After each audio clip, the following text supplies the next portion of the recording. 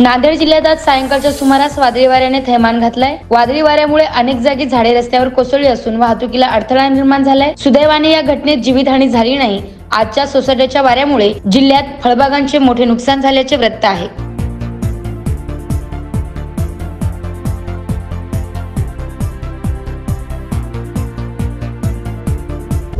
नांदेडमध्ये सकल मातंग समाजाचा राज्यस्तरीय मेळावा नुकताच पार पडला। या मेळाव्यात येत्या 20 मे रोजी मुंबईच्या आझाद मैदानावर मोर्चा काढण्याचे ठरवण्यात आले।